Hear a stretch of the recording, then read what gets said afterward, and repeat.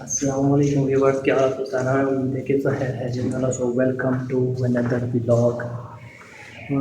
جتنے بھی ایڑانا سارے سبسکرائبر سے وہ تقریباً سن رہے ایڑانا ویڈیو نہیں چڑھنا ہے. عمرے پرائس یہاں تے عمرہ الحمدللہ ادا کری الحمدللہ الحمدللہ ثم الحمدللہ. تے نہ چڑھنے سے ویڈیو کیونکہ عبادت میں دن نے آپ ہی نہیں اچھا لگنا نال بندی یاد ہی رہی. اج گئے سے زیارات پر مکہ نہیں زیارات پر تے ویڈیو لاسا لانا تم تکڑے رہے سارے نال جائے اچھے اچھے کمنٹ بھی دیا ہے. تو چینل کی جو دوست تکنا کے چینل کی سبسکرائب کر لیں، ویڈیو کی لائک کرے تے دسے ویڈیو ڈانا پارٹ سے چوسی کیونکہ ویڈیو کافی زیادہ لمبی ہے. تو دوسرے ڈانا ویڈیو لاسا چھوٹے چھوٹے کلپس چھوٹے چھوٹے پارٹ سے لاسا تے تکنے رہے جڑے رہے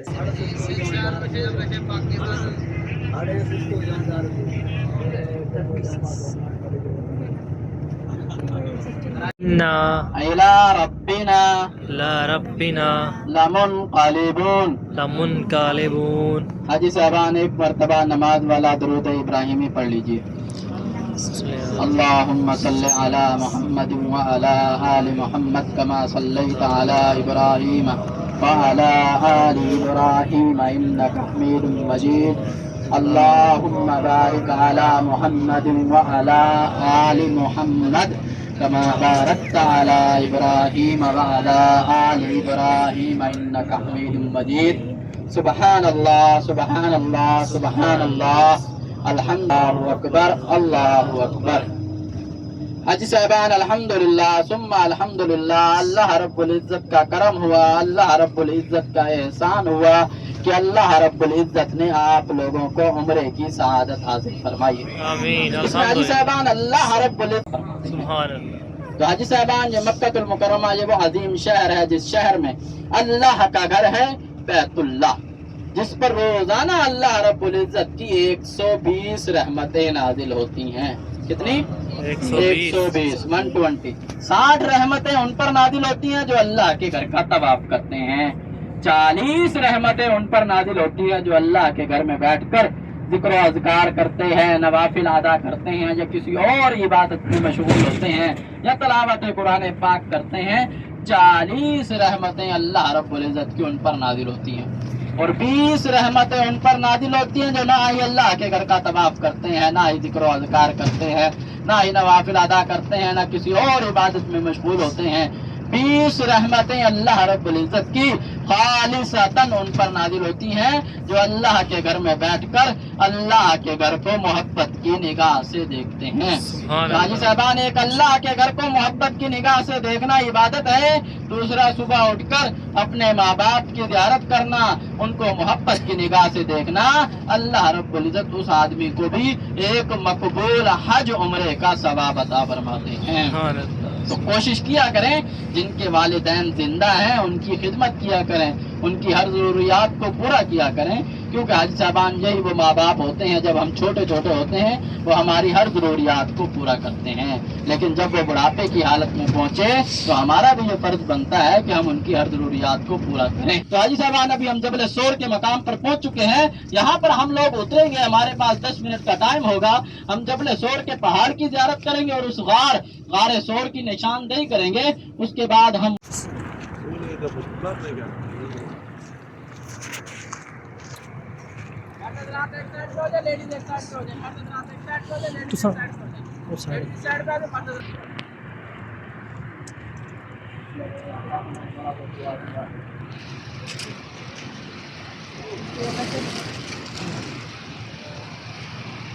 لیڈیز اس سائڈ پہ آ جائیں، مرد حضرات اس سائڈ پہ آ جائیں، لیڈیز اس سائڈ پہ آ جائیں، خواتین اس سب آ جائیں.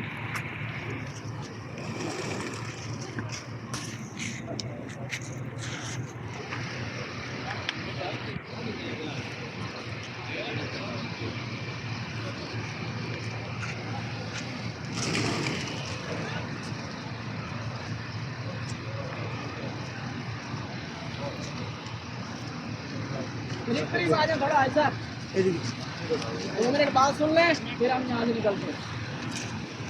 یہ ایسا سب کو آواز آ رہی ہے؟ جی آج صاحب یہ سامنے دیکھیں، یہ جو آپ کو پہاڑ نظر آ رہا ہے، اس پہاڑ کا نام ہے جبل سور۔ کیا نام ہے؟ جبل سور۔ سور۔ اور اس کے بیک سائڈ پہ غار ہے، غار کا نام ہے غار سور۔ حاجی صاحبان آپ اوپر دیکھیے، چوٹی کے اوپر دو پتھر بڑے پڑے ہوئے نظر آ رہے ہوں گے، پڑے نظر آ رہے ہیں سب کو؟ جی۔ پتھر جہاں پر پڑے، اس کے بیک سائڈ پہ غار ہے غار سور، جس جگہ آپ صلی اللہ علیہ وسلم نے ہجرت کے موقع پر 3 دن اور 3 راتیں گزاری تھی۔ ایک روایت میں آتا ہے 3 دن 3 راتیں، اور دوسری روایت میں آتا ہے 3 دن اور 2 راتیں۔ آج کے بعد جب آپ صلی اللہ علیہ وسلم کو اللہ کی طرف سے حکم ہوا کہ آپ مکہ سے مدینہ کی طرف ہجرت کر جائیے، کیونکہ ان مکہ والوں نے آپ کے خلاف قتل کی سازش بنائی ہے، اور آپ کو ننگی تلواریں لے کر اس رات مشرکین مکہ نے آپ علیہ الصلوۃ والسلام کے گھر کا گھیراؤ کر لیا تھا۔ تو پھر آپ علیہ الصلوۃ والسلام کو حضرت جبرائیل علیہ السلام کے ذریعے رات کو بتلا دیا تھا کہ آپ لوگ مکہ سے مدینہ کی طرف ہجرت کر جائیے۔ تو آپ علیہ الصلوۃ والسلام رات کے اس پر مکہ سے مدینہ کی طرف ہجرت کر رہے تھے، تو یہ جو پہاڑ آتا ہے یہ مدینہ سے اپوزٹ سائڈ پہ آتا ہے۔ آپ علیہ الصلوۃ والسلام نے مشرکین مکہ کو بہکانے کے لیے آپ علیہ الصلوۃ والسلام نے جان بوجھ کر اپوزٹ راستہ اختیار کیا تھا، کیونکہ مشرکین مکہ جانتے تھے کہ آپ علیہ الصلوۃ والسلام جب بھی جائیں گے مکہ سے مدینہ ہی جائیں گے۔ تو آپ علیہ الصلوۃ والسلام نے جان بوجھ کر یہ راستہ اختیار کیا، اور آپ علیہ الصلوۃ والسلام اس پہاڑ پر جب پہنچے تو آپ علیہ الصلوۃ والسلام نے مکہ سے جو یہاں تک کا سفر ہے تقریباً 5 میل کا سفر ہے، یہ آپ علیہ الصلوۃ والسلام نے پیدل طے کیا تھا۔ تو آپ علیہ الصلوۃ والسلام اور حضرت ابوبکر صدیق رضی اللہ تعالیٰ عنہ نے یہ پیدل طے کیا۔ تو جب آپ علیہ الصلوۃ والسلام یہاں پہنچتے ہیں تو آپ علیہ الصلوۃ والسلام کے پیر مبارک زخمی ہو چکے ہوتے ہیں۔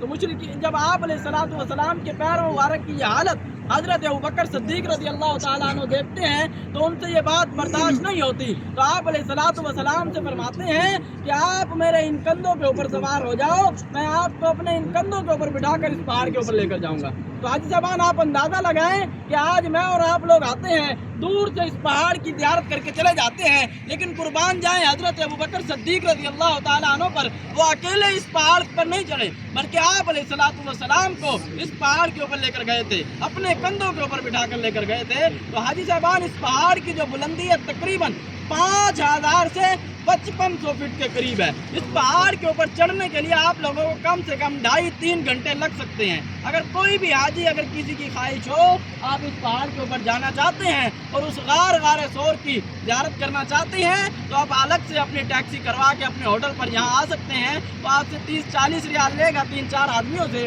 تو آپ کو وہاں تک چھوڑ دے گا جہاں تک گاڑیاں جا سکتی ہیں، اس سے آگے آپ کو اپنی ہمت کے مطابق پیدل جانا ہوگا۔ تو حاجی صاحبان اب ہم چلتے ہیں، باقی جو تفصیلی واقعہ انشاءاللہ بس کے اندر بیان کرتے ہیں۔ چلے گاڑی میں بیٹھیں۔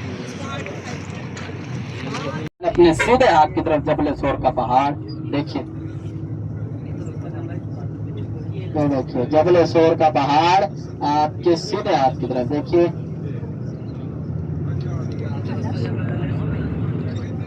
آگے سے اوپر جانے کا راستہ آگے سے آئیے، ہاں آگے سے